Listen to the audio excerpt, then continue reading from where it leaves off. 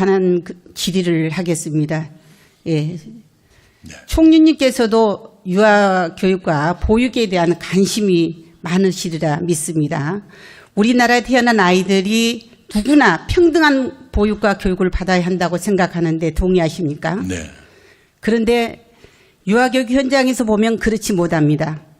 우리나라 유아교육기관의 종류가 너무 복잡하고 다원화되어 있기 때문인데요. 사정이 이러니까 관리와 견제가 어렵고 허점이 생긴다고 봅니다. 현재 만 3세에서 만 5세 아이들을 보면은 유아교육 과정은 이미 통합이 됐습니다. 그런데 실제 교육기관은 유치원, 어린이집, 사립, 공립, 민간 등 종류도 아주 다양합니다. 같은 연령임에도 어린이집은 관리부처가 복지부고 또 유치원은 교육부이지 않습니까? 근거 법률도 달라서 어린이집은 영유아보육법, 유치원은 유아교육법입니다.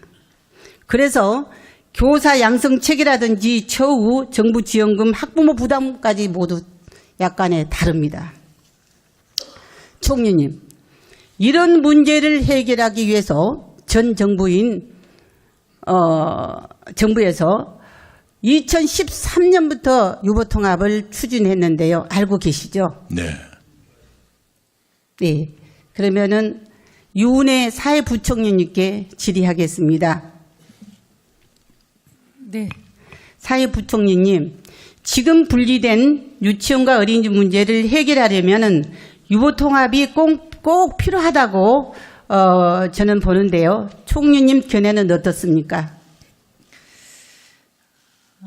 유보 통합과 관련해서는 그러니까 유치원에 다니거나 어린이집에 다니거나 우리 아이들이 양질의 교육을 동일하게 받을 수 있도록 지금 정부에서는 격차를 해소하기 위한 노력을 하고 있다는 말씀을 먼저 드립니다. 다만 중장기적으로 봤을 때 유아교육의 공공성을 강화한다는 방향에서 보면 유아교육을 어떻게 통합할 것인가에 대한 논의가 필요하다고 생각합니다. 네. 다음 박능우 보건복지부 장관님께 여쭙겠습니다. 네. 장관님께서는 유보통합에 대해 어떻게 생각하고 계신지 답변해 주시기 바랍니다. 예, 방금 부총리님 말씀하신 대로 유보통합의 가장 1차적인 목적은 어린이들이 유치원에 있건 또는 어린이집에 있건 동일한 또 양질의 서비스를 받아야 된다는 것이고 그런 점에서 저희들도 그 보육교사들의 어떤 질적 개선을 포함을 해서 여러 가지 지금 양질의 보육 서비스를 주실 수 있도록 열심히 노력을 하고 있습니다. 의원님 말씀하신 대로 유보통합은 꼭 이루어져야 될 일이라고 생각합니다. 네, 수고하셨습니다. 다시 국무총리님께 질의하겠습니다. 두 분께서 의견을 주셨지만 사실 이 문제는 교육부와 복지부가 해결하기 어려운 문제입니다.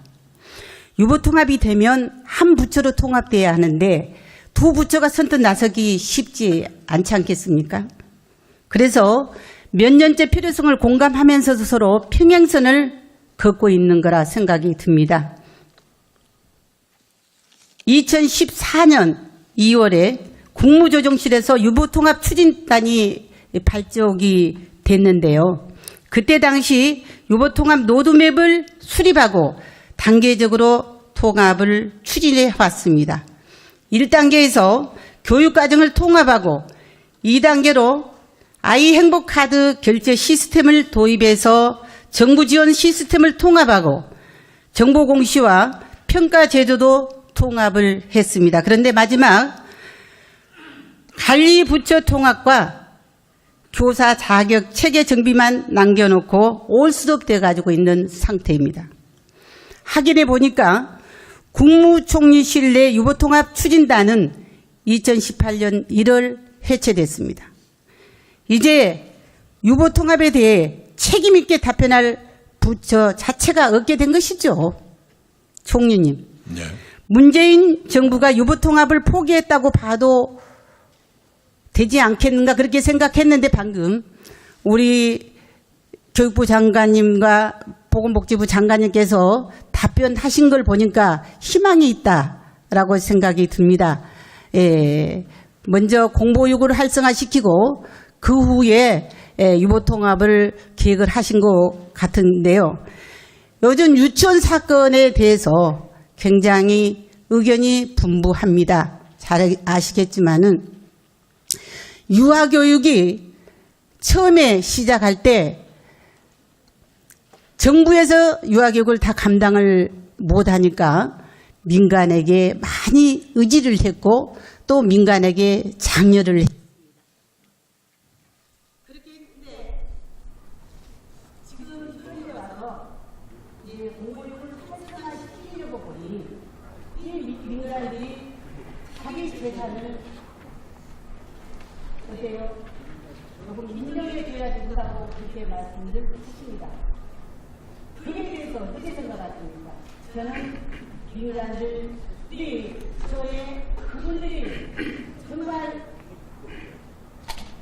유아교육에 뛰어들 수 있도록 정부가 장려를 시켰기 때문에 그 부분도 정부가 이게 할 때가 됐다고 그렇게 생각이 듭니다.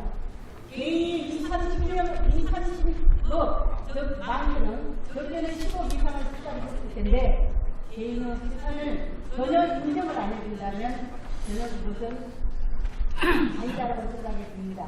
그렇다면 공보육을 활성화시키더라도 이분들의 깊은 상처를 주지 말고 보듬고 그런 문제점을 해결할 수 있는 방안을 저는 고민해야 된다고 보는데 총리님 시간이 지났지만 간단히 답변해 주시죠. 우선 유보통합 문제는 포기된 것이 아니고요.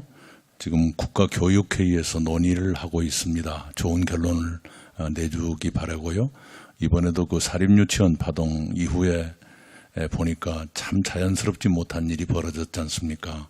대책을 발표하는데 교육부가 유치원 대책 따로 발표하고 보건복지부는 어린이집 대책 따로 발표하고 이렇게 했지 않습니까? 또 함께 오면 또 헷갈린다 그래가지고 오히려 떼어내서 발표하고 했는데 누가 봐도 자연스러운 일은 아닙니다. 그러나 또 덜렁 통합한다는 것이 쉬운 일이 아니고요.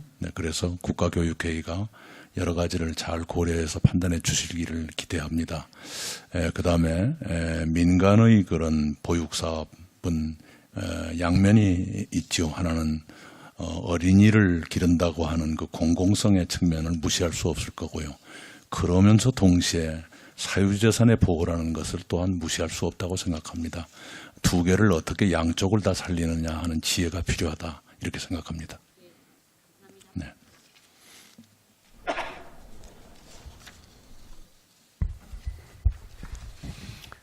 예, 존경하는 최도자 의원님 수고하셨습니다. 다음은 존경하는 박찬대 의원님 질의해 주시기 바랍니다.